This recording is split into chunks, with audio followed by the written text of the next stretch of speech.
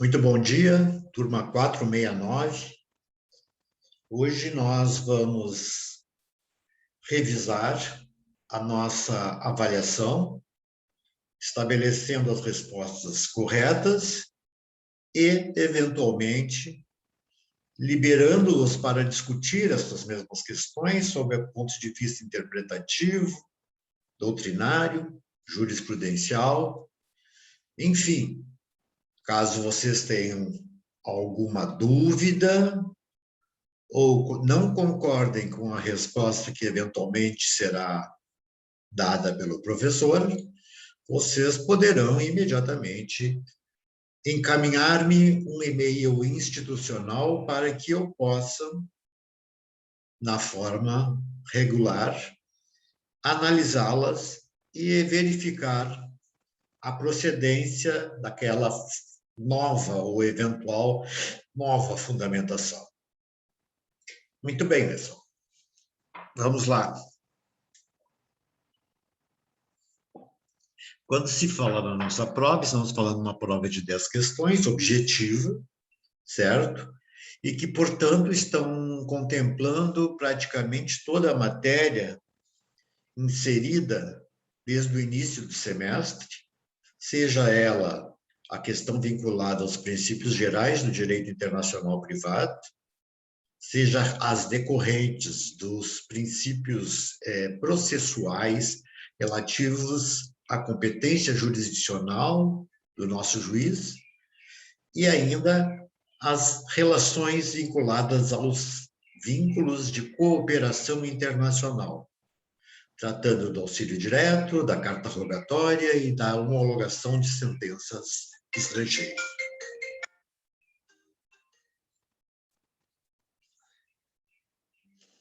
Muito bem, um momentinho, por favor, pessoal.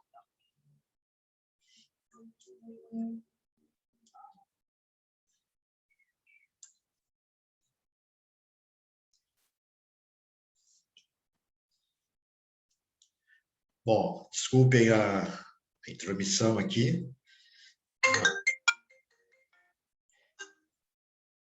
Mas vamos prosseguir.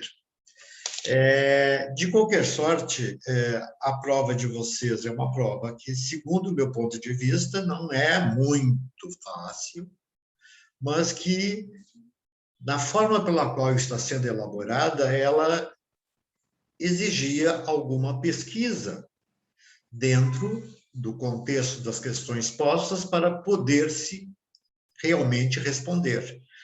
A grande maioria das questões são questões que se vinculam à necessidade de buscar na legislação aplicável, como a lei de introdução, como o Código de Processo Civil, o regimento interno do STJ, dentre outros, a própria fundamentação de várias das hipóteses trazidas para que nós nos acercássemos do erro ou do acerto. Assim começamos a análise das questões postas através da questão 1, que relata o seguinte: quanto a bens imóveis, é correto afirmar que, em observância à lei de introdução vigente, essa é a pergunta, certo? Uma sentença estrangeira que verse sobre imóvel situado no Brasil, neste país será executável, desde que preenchidos os requisitos para a homologação da sentença estrangeira e desde que não haja ofensa à ordem pública. Bom, pessoal, já vamos tornar sem eficácia esta questão, a letra A, porque, em primeiro lugar, uma sentença estrangeira que verse sobre imóvel situado no Brasil, na verdade, foi procedida por um juiz incompetente. Assim sendo, porque a competência para julgar ações sobre imóveis situados no Brasil, certo? Ela é determinada pela exclusividade do juiz brasileiro. Então, vejam, não é que se preencher requisitos de homologação, porque essa homologação não se procederá. eis que vai bater exatamente na primeira das hipóteses trazidas pelo artigo 15, ou seja, a incompetência do juiz. Portanto, esta resposta estaria incorreta. B. A sentença estrangeira que verse sobre imóvel situado no Brasil, neste país será executável, desde que não ofenda a ordem pública nacional, seja traduzida por tradutor juramentado, devidamente habilitado e registrada no cartório de registro de imóveis competentes. Novamente, sentença estrangeira sobre imóveis no Brasil, evidentemente será executável no Brasil, tá? Mas ela ofende a ordem pública constituída, certo? Não há só exigência de que haja uma tradução por tradutor juramentado, muito menos que esteja havendo a necessidade de habilitação no cartório de registro de imóveis, o que nunca foi referido aqui nestas aulas. Letra C. A sentença estrangeira que verse sobre imóveis situados no Brasil, neste país, será executável desde que a lei aplicada ao processo tenha sido a brasileira. Vejam bem, uma sentença estrangeira, mas que aplicou a lei brasileira, certo? Diante da essência de tratar-se de imóvel situado no Brasil. Mas vejam, pessoal, não pode haver sentença estrangeira, porque este ato de um juiz estrangeiro é nulo. Ele é incompetente, porque só o juiz brasileiro pode. E a letra D. A sentença estrangeira que verse sobre imóvel situado no Brasil não será passível de execução neste país. Evidentemente. Se a sentença estrangeira se a sentença estrangeira que versa sobre imóvel, evidentemente que eu não tenho como executá-la, porque, em primeiro lugar, ela não vai ser sequer homologada, exatamente na mesma função do número 1 do artigo 15 da Lei de Introdução. Então, vejam bem, a pergunta é correto afirmar? É correto afirmar que, como estabelecido na letra D, a sentença estrangeira que verse sobre imóvel do Brasil não será passível de execução neste país, porque ela não será sequer executada. Ok? Então, a resposta da número 1 é a letra D. Letra D. Número 2. A Sociedade Empresária Brasileira do ramo de comunicações celebrou contrato internacional de prestação de serviços de informática no Brasil, com a Sociedade Empresária Uruguaia Sacramento. O contrato foi celebrado em Caracas, capital venezuelana, tendo sido estabelecido pelas partes como foro de eleição Montevidéu. Diante da situação exposta à luz das regras do direito internacional privado, veiculadas na lei de introdução, assinale a afirmativa correta. Vamos analisar esta questão. Uma sociedade brasileira, certo? Que ajustou um contrato de prestação de serviços de informática no Brasil, certo? Com uma sociedade uruguaia, provavelmente estava no Brasil para assinar este contrato. O contrato, no entanto, foi celebrado em Caracas, aqui nós esclarecemos, na capital da Venezuela, tendo sido estabelecido pelas partes o foro de Montevidéu como de eleição. Ora, nada impede a opção pelo foro de eleição, certo? Porque, evidentemente, trata-se de uma disposição que é permitida pelo CPC. o que o CPC não autoriza a eleição da lei aplicável. Por outro lado, esta mesma questão refere para qualificar e reger as obrigações do presente contrato, aplicar-se-á a lei venezuelana. O que diz o artigo 9º da lei de introdução?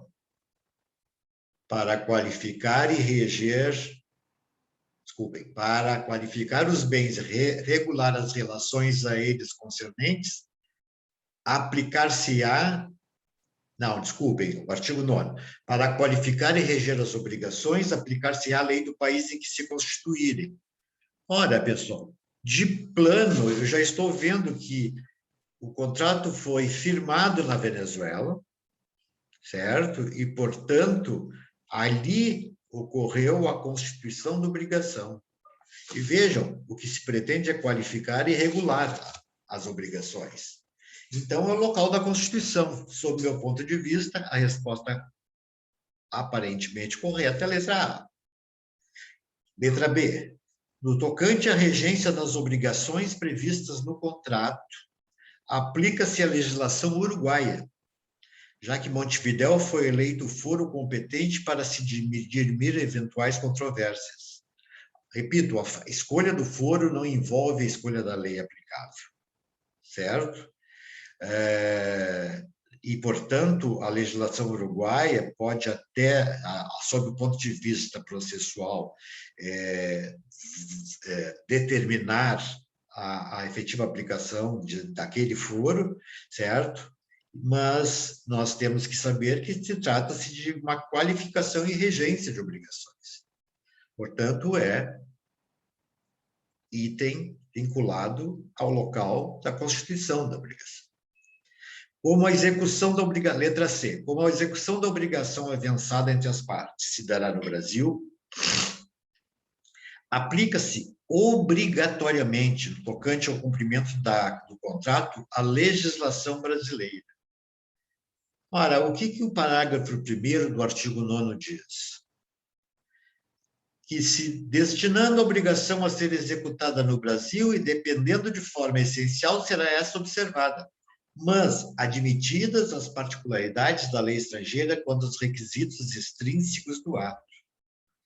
Estou dizendo, então, aqui que este obrigatoriamente inserido na questão tira a ideia de que este contrato só poderá ser julgado no Brasil.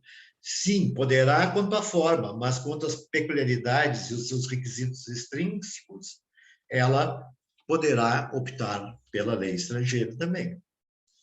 Portanto, também errado. Letra D.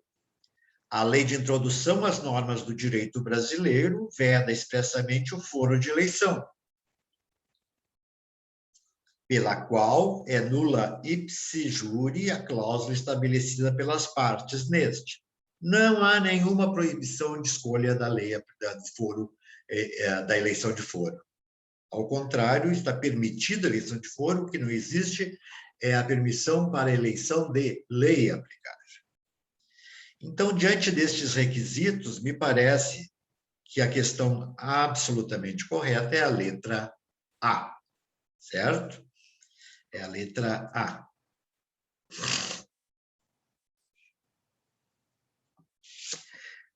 Vamos para a terceira hipótese. Se vocês tiverem alguma dúvida, por favor, me questionem, me perguntem, sem nenhum problema. Uma empresa brasileira e uma empresa norte-americana assinam um contrato de prestação de serviços de engenharia, por meio da qual a empresa norte-americana, com sede em Houston, no Texas, prestará serviços para atualizar tecnologicamente uma fábrica da empresa brasileira no interior de São Paulo. O contrato previu Houston como foro do contrato. Quanto à lei aplicável ao contrato, será regido por que lei? Essa é a pergunta. A lei brasileira ou a norte-americana? Vejam de novo. Um contrato, sistema obrigacional, prestação de serviços de engenharia, uma empresa americana que vai aplicar a sua expertise numa empresa brasileira no interior de São Paulo, ou seja, o local da execução, certo? Tendo que o contrato já estabelecido qual era o foro do contrato, e quanto à lei aplicável seria, primeiro, letra A lei americana, foro do contrato? Não, pessoal, foro não envolve lei aplicável, necessariamente. B, a lei norte-americana, sede da empresa contratada? Trata-se de um conflito empresarial? Não, trata-se de um conflito contratual, certo? Nós estamos falando aqui de uma discussão acerca de um contrato de prestação de serviços. Portanto, não é obrigatoriamente a sede da empresa como elemento básico da questão posta. Letra C. A lei brasileira, se o contrato tiver sido assinado no Brasil. E D, a lei brasileira, local de cumprimento da obrigação principal. Evidentemente que a resposta é a letra D, na forma do artigo 9º, parágrafo 1º da lei de introdução. Certo? Novamente, o mesmo dispositivo aquele que falamos acima. Alguma pergunta? Se tiverem uma oposição quanto às respostas, também podem explicitar, por favor. Número 4. Um brasileiro se desloca para a França, onde casa com uma francesa. Sabendo que na França o elemento de conexão adotado é o da nacionalidade, questiona-se em relação aos direitos pessoais do marido. Qual a lei será adotada pelo juiz francês, a brasileira ou a francesa? Ora, vejam, pessoal,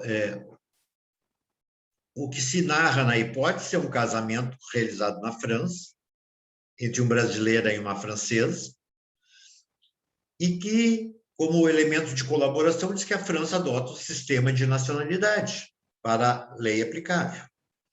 E a pergunta é, em relação ao marido, que ora está domiciliado na França, qual a lei será adotada pelo juiz francês? Por certo que o juiz francês vai adotar o elemento de conexão adotado na França, ou seja, o da nacionalidade. Assim sendo, dentre as respostas estabelecidas, seria a letra C, de casa, a lei de nacionalidade do marido. Vejam, nós estamos falando do direito internacional privado francês. E o elemento que talvez fosse faltante, que era o vínculo adotado de conexão, ele foi referido. Então, veja, se lá ele está, se domiciliado está na França, onde está casado, certo? E quando se discute direitos pessoais do marido, nós vamos ter que aplicar a lei de nacionalidade do marido. E aí, vejam, isso faz com que voltemos ao direito brasileiro. Né? Por quê? Porque a nacionalidade do marido é brasileira, né? E, portanto, é a lei brasileira que será aplicável nesta relação. Certo? Ok. O número 5. Senhor X, comprador, residente domiciliado no Brasil, realiza contrato de compra e venda de bem imóvel com o senhor Z, vendedor, residente domiciliado na Itália. O contrato é celebrado no Brasil e tem como objeto um apartamento em Londres, Inglaterra. Para regular a relação concernente ao referido bem imóvel, aplica-se a lei do local, letra A, onde o imóvel está situado, onde o contrato de compra e venda foi celebrado, onde o comprador X reside ou onde o vendedor XZ reside. Evidentemente que se trata, sem nenhuma dúvida, certo? Que em princípio, tratando-se de lei referente a um bem imóvel em discussão, certo? que está localizado em Londres, na Inglaterra, vai se aplicar a regra de onde o imóvel está situado. Letra A. Número 6. Assinale a alternativa correta o elemento de conexão, regra geral, consagrada pelo direito internacional privado brasileiro positivo e vigente, relativamente à capacidade da pessoa física. Além de sua nacionalidade, no Brasil não adotamos o princípio da nacionalidade como elemento de conexão. B. A lei do local onde o delito foi cometido, lex loci delicti, evidentemente que não se trata de um delito, certo? Nós estamos perguntando sobre capacidade da pessoa. C. A lei de seu domicílio, lex domicilii, evidentemente, a questão vinculada à capacidade está prevista no artigo 7º, quando se diz a lei do país em que é domiciliada a pessoa determina as regras sobre o começo e o fim da personalidade, o nome, a capacidade e os direitos de família, certo? A letra C está correta. Vamos ver as demais só para complementarmos a análise. Letra D. A lei do local da realização do ato jurídico. Isso não tem nada a ver com capacidade. A capacidade acompanha o sujeito. E a letra E. A lei onde a obrigação deve ser cumprida. Pessoal, que obrigação se fala em relação a esta questão? Não há uma inferência em relação à obrigação a ser cumprida, e sim em relação à capacidade física, da pessoa física, do sujeito pessoa física. A número 6, a resposta correta é a letra C. Número 7. Ricardo, brasileiro naturalizado, mora na cidade do Rio de Janeiro há 9 anos. Em visita a parentes italianos, conhece Júlia, residente em Roma, com quem passa a ter um relacionamento amoroso. Após 3 anos de namoro à distância, eles ficam noivos e celebram o matrimônio em território italiano. De comum acordo, o casal estabelece seu primeiro domicílio em São Paulo, onde ambos possuem oportunidades de trabalho. Veja bem, à luz das regras do direito internacional privado, veiculadas à lei de introdução, não havendo pacto antinupcial, assinale a opção que indica a legislação que irá reger o regime de bens entre os cônjuges. Ora, o regime de bens legal ou convencional obedece à lei do país em que os nubentes tiverem domicílio, e, se for diverso, o primeiro conjugal. E aqui o que nós temos? Que Ricardo mora no Rio de Janeiro e, aparentemente, Júlia reside em Roma, certo? E vejam, isso aqui vai determinar uma alteração em relação aos seus respectivos domicílios. Eles, não obstante, né, eles resolvem casar na Itália, certo? Sob o regime italiano, e o questionamento a respeito do regime de bens. O regime de bens que não foi estabelecido será aplicável como? Vamos ver as respostas. Letra A.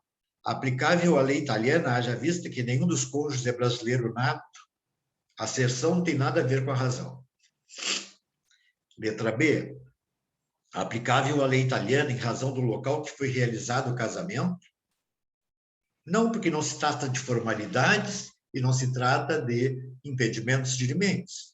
Como diz o parágrafo, já digo a vocês, o parágrafo primeiro, quanto aos impedimentos dirimentes e formalidades. C. Aplicável à lei brasileira em razão do domicílio do cônjuge varão? A questão é de competência concorrente, e não porque o domicílio do varão é aqui no Brasil. Ela também pode, então, arvorar-se a aplicação da lei brasileira. E, finalmente, a letra D, aplicável à lei brasileira, porque aqui constituído o primeiro domicílio do casal. Olha, pessoal, considerando-se que o Ricardo, que mora no Rio de Janeiro, né, que casou com Júlia, que mora em Roma, e que, na verdade, estabeleceram antes, em comum acordo, seu primeiro domicílio em São Paulo, evidentemente a lei aplicável será a brasileira, porque aqui foi constituído o primeiro domicílio conjugal. Ok? Dúvidas? Número 8. A Sociedade Empresária Brasileira do Ramo de Comunicações celebrou um contrato internacional de prestação de serviços de informática no Brasil, com a Sociedade Empresária Uruguaia Sacramento. Então, uma empresa brasileira celebrou um contrato de prestação de serviços com uma sociedade uruguaia, mas esse contrato foi celebrado no Brasil. O contrato foi celebrado, na verdade, não diz que é no Brasil, diz que a prestação de serviço seria feita no Brasil. Né?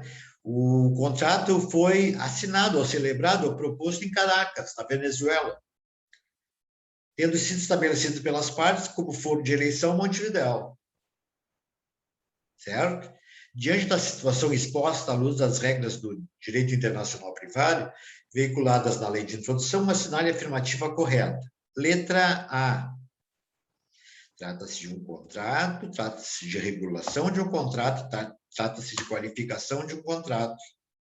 A letra A diz, para qualificar e reger as obrigações do presente contrato, se aplica a lei venezuelana, local em que foi celebrado o contrato, certo? Regra estruturada, certo? No artigo 9º da Lei de Introdução, para qualificar e reger as obrigações, aplicar-se-á a lei do país que se constituírem. Letra B. Vamos ver as demais, embora eu reitere que a questão A é a correta. Letra B. No tocante à regência das obrigações previstas no contrato, aplica-se a legislação uruguaia, já que Montevidéu foi eleito foro competente para se dirimir eventuais controvérsias. Foro competente não tem absolutamente nada relacionado à lei aplicável. Até pode, eventualmente, haver o mesmo foro e a mesma lei, mas não é esta a razão pela qual, certo? Não é esta a razão pela qual foi eleito o foro de Montevidéu para resolver conflitos. O juiz é uruguaio.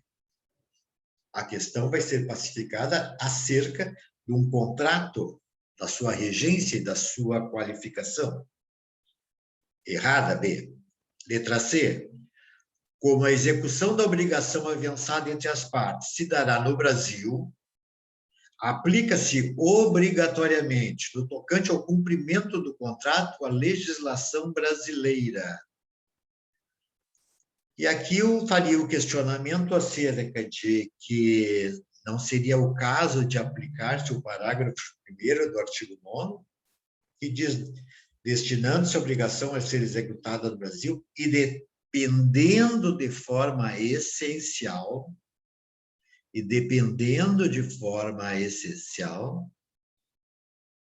será a lei brasileira observada, mas admitidas as peculiaridades da lei estrangeira quanto aos requisitos extrínsecos do ato. E aqui eu estou dizendo a vocês o cumprimento da obrigação do contrato em princípio, poderia inferir ser destinada à aplicação da lei brasileira, mas veja-se, não obrigatoriamente, o dispositivo não fala só na aplicação da lei brasileira, ela fala naquele aspecto do depesságio, ou do fracionamento, que pode escolher ou a brasileira ou a estrangeira. Então, não é obrigatoriamente, depende do contexto da discussão. E letra D, a lei de introdução veda expressamente o foro de eleição, razão pela qual é nula ipsi juri a cláusula estabelecida pelas partes neste contrato. Pessoal, a lei de introdução não veda foro de eleição. A lei de introdução veda a lei a ser aplicada. Nós não podemos eleger a lei. O princípio esculpido no artigo 9º, que fala de obrigações, estabelece a regra ou a constituição da obrigação ou o local da execução da obrigação. Em nenhum momento ela fala acerca de local onde foi escolhido o foro. Então, voltando às hipóteses. Letra D. A lei de introdução veda expressamente o foro... essa já referimos. Também errado. Número 9. Com relação ao objeto do direito internacional privado, assinale a opção correta. Letra A. O direito internacional privado é ramo do direito privado por tratar de questões civis como casamento e herança.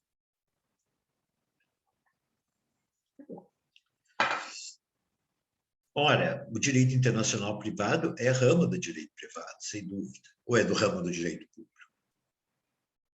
Ele trata de questões civis, como casamento e herança, está correto também. Mas vamos adiante. B.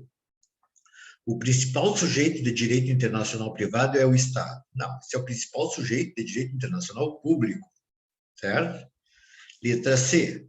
O direito internacional privado é primordialmente estruturado por normas de sobredireito, ou normas indiretas, que estabelecem regras de conexão para a escolha de uma entre as leis em conflito. Essa me parece uma adequadíssima resposta. E letra D.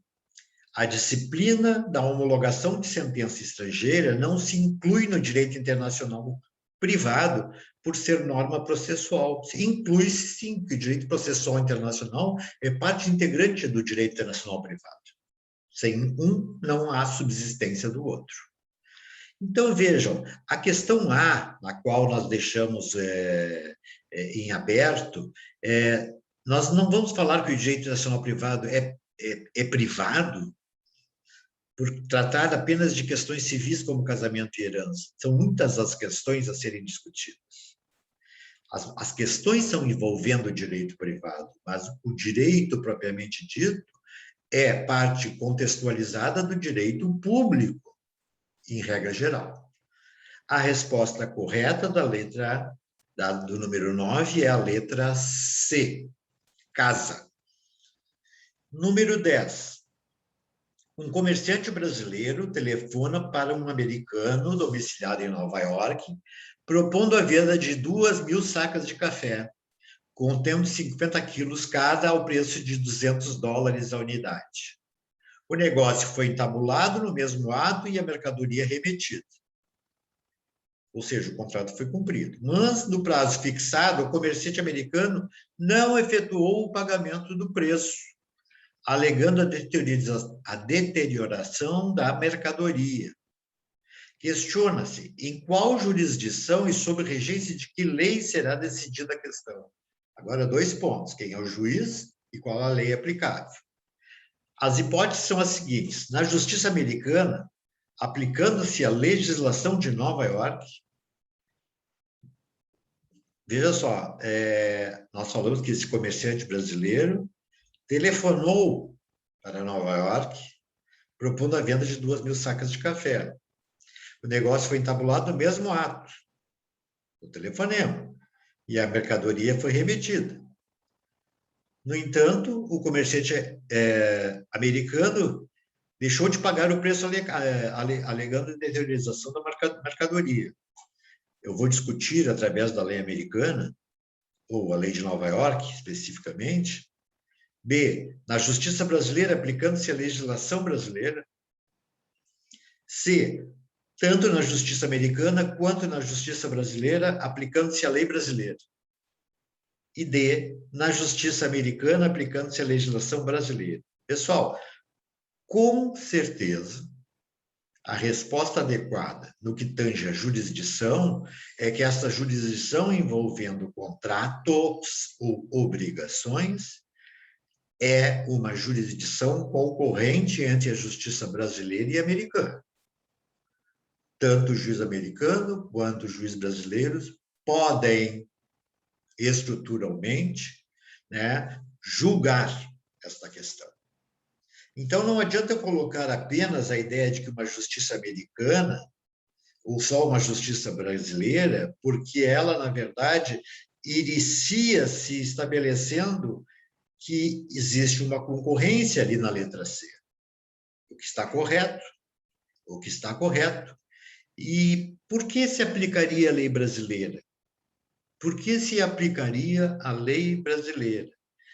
Porque, na verdade, o comerciante brasileiro foi o proponente do negócio, certo?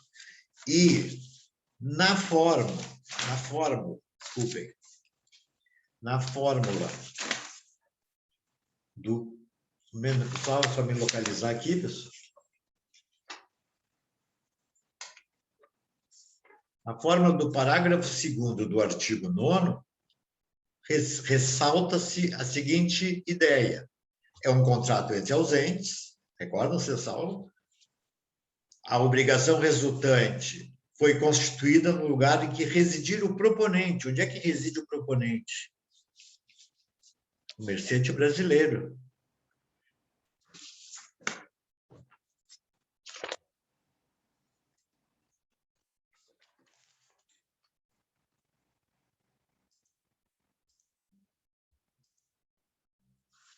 Entendeu, pessoal? Desculpe. Então, vejam, a resposta adequada e correta é a letra C, ok? Muito bem. Pessoal, estas são as respostas que foram objeto da nossa avaliação inicial. Eu reitero que essa avaliação inicial tem um peso 4. A próxima avaliação vai ter peso 6.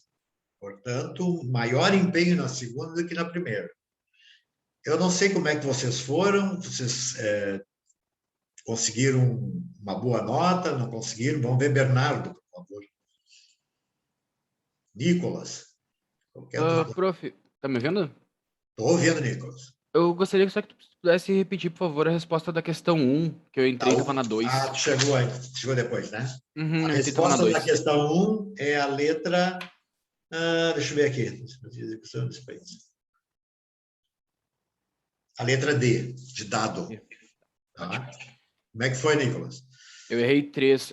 Uma delas eu até queria perguntar pro senhor, tá? Eu errei a 3, a 4 e a 10. Tá, qual é que tem dúvida mais?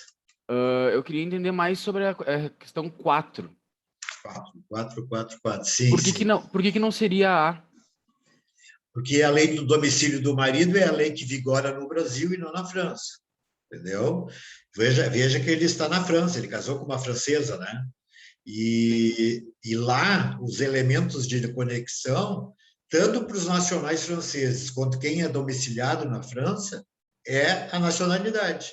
Então, considerando a lei do marido, certo? Na França, aplicar-se a lei da nacionalidade. Mas, claro, que ele se residido ou estiver domiciliado no Brasil, nós não temos esse elemento aqui, né? Evidentemente, seria a lei do domicílio do marido. Na França não tem a regra de domicílio também. Pois é, foi isso que me deixou com dúvida. Mas veja bem, Nicolas, a lei de nacionalidade do marido é a lei brasileira. Concorda? Sim. Vejam como ele foi lá e voltou para cá. Tá? Isso aí nós vamos analisar agora estruturalmente, porque isso chama-se reenvio. Este reenvio, ou seja, eu vou lá, analiso à luz daquela legislação, e aquela legislação diz que é aqui, certo? Acaba sendo o domicílio do marido, tá? Mas acaba sendo por coincidência, porque o que foi estruturado para escolher a lei brasileira foi a nacionalidade do marido, que é brasileiro. Tá. Tá? Então, daí, nesse caso, não se aplica o artigo 7º da LINDB. Não se aplica o artigo 7º, porque Tá. até a gente traz o elemento de conexão para facilitar o entendimento de processo. Certo? Tá bom? Tá, ok.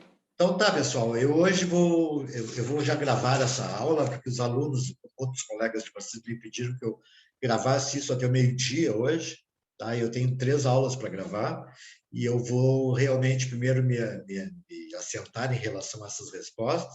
Se vocês tiverem alguma dúvida, gostariam de questionar alguma questão, vocês podem fazer um mini recurso, sem grandes efeitos, mas devidamente fundamentado. Eu fico aguardando, e vocês podem me enviar pelo meu e-mail institucional, se quiserem. Tá bom? Um abraço para vocês e até a próxima aula. Tchau, prof. Até a próxima aula. Obrigado, professor. Tchau, tchau. Tchau, Bernardo.